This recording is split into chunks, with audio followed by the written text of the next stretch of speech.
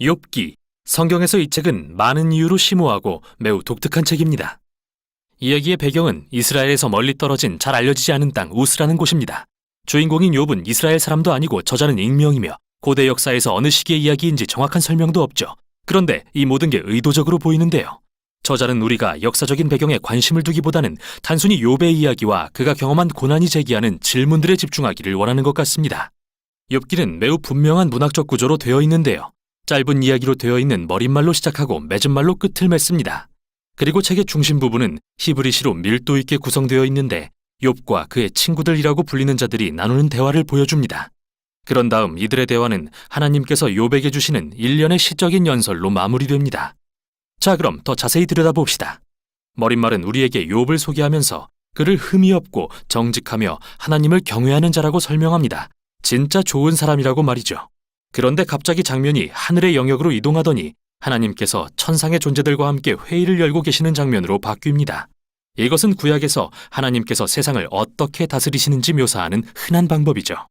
천상의 존재 중에는 사탄이라는 자가 있는데 이는 히브리어로 고발자 또는 기소자라는 의미입니다. 마치 법정의 한 장면을 보는 것 같은데요. 하나님께서 욥을 참으로 의로운 자라고 하시자 이 고발자는 욥처럼 의로운 자에게 보상하시는 하나님의 정책에 이의를 제기합니다.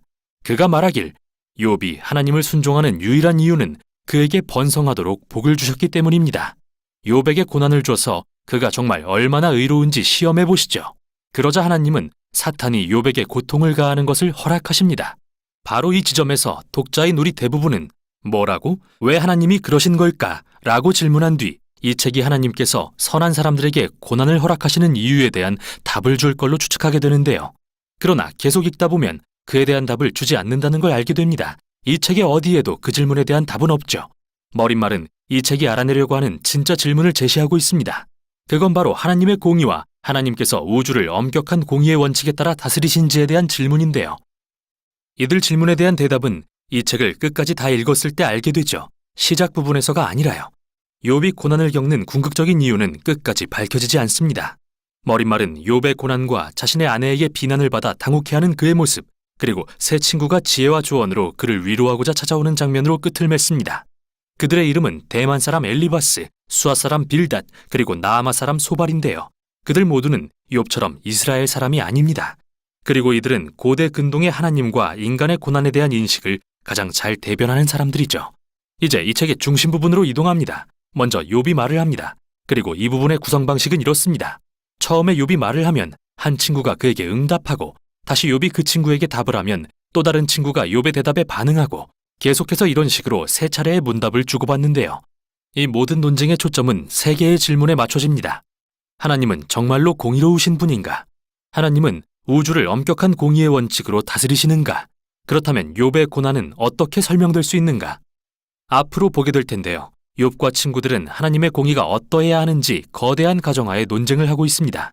다시 말해 그들은 우주에서 일어나는 모든 일은 반드시 엄격한 공의의 원칙을 따라야만 한다고 가정하고 있죠. 즉, 만일 당신이 지혜롭고 선하며 하나님을 경외한다면 좋은 일들이 일어나고 하나님이 보상해 주실 것입니다.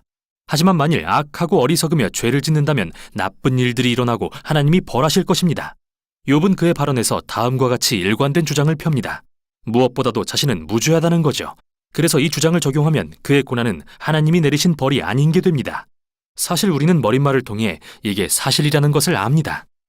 하나님께서 욥을 의롭고 흠없는 자라고 하셨다는 걸 기억해 보세요. 따라서 욥은 하나님을 비난하는 것으로 결론을 내립니다. 하나님은 세상을 공의로 다스리시지 않거나 한술 더 떠서 불의하시다고 말이죠. 반면에 친구들의 생각은 욥과 다른데요. 그들은 하나님이 공의로우시다고 주장합니다.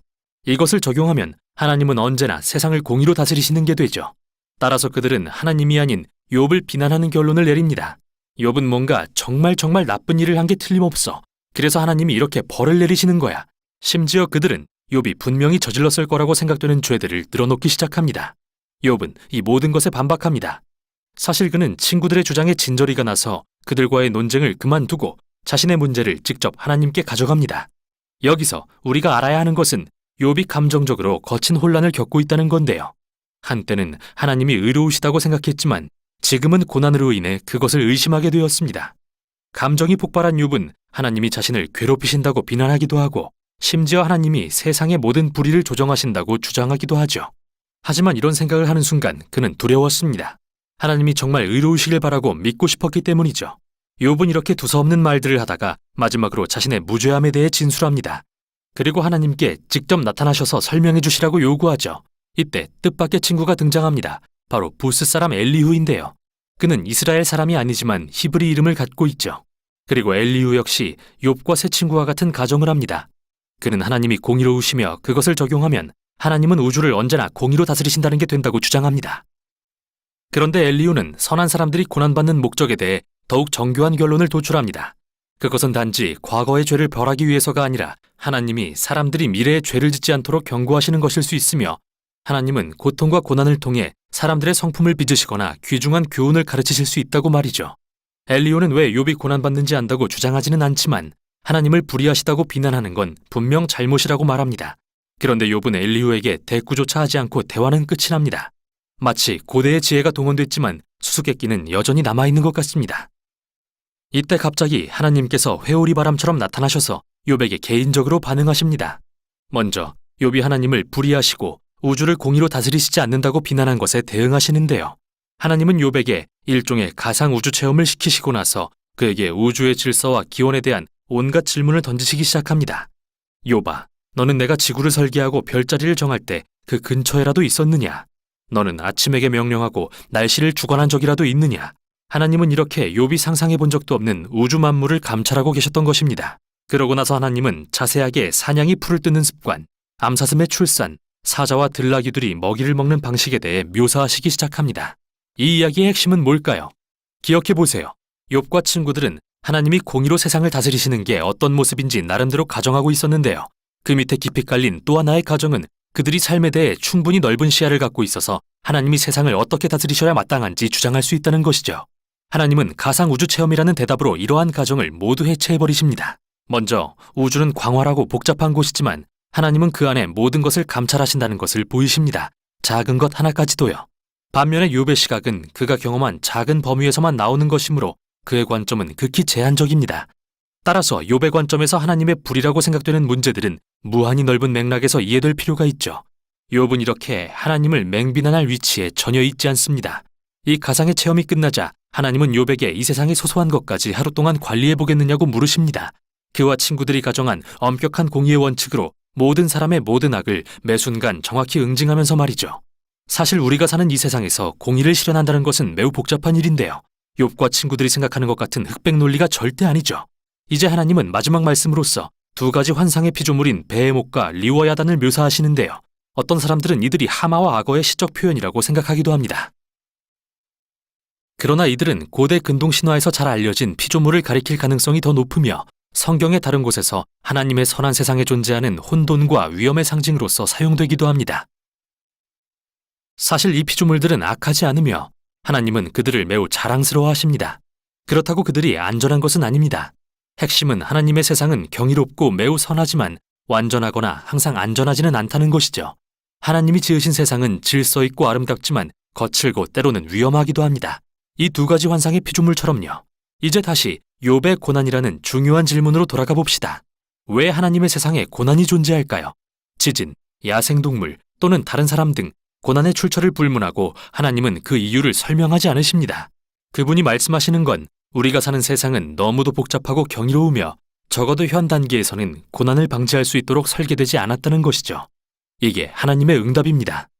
욥이 하나님의 공의에 대해 도전하자 하나님은 욥에게는 그런 주장을 할 만큼 우주에 대한 충분한 지식이 없다고 대답하십니다. 욥이 하나님께 자세한 설명을 요구하자 하나님은 욥에게 그분의 지혜와 성품을 신뢰하라고 요구하시죠. 그러자 욥은 겸손과 회개로 하나님께 반응합니다. 하나님을 비난했던 것을 회개하고 하나님의 영역을 침범했다는 것을 인정합니다. 그리고는 갑자기 짧은 맺은말이 나오며 결론을 맺습니다. 먼저 하나님은 욥의 친구들이 틀렸고 하나님의 공의에 대한 그들의 생각이 너무 단순해서 이 세상의 복잡성과 하나님의 지혜에 대해 옳게 설명할 수 없다고 하십니다. 그런데 하나님은 욥은 그분에 대해 바르게 말했다고 하십니다. 참 이상하죠. 욥이 했던 말이 모두 바르지는 않았는데 말입니다. 알다시피 욥은 성급하고 잘못된 결론을 내렸지만 하나님은 여전히 그의 고민과 수고를 인정해 주십니다. 욥이 정직하게 하나님께 나아와 감정과 고통을 토로하고 그분과 직접 대화하기를 원했던 것을 칭찬하시며 그렇게 기도로 몸부림치는 것이 이 모든 것을 통과하는 바른 방법이라고 말씀하십니다.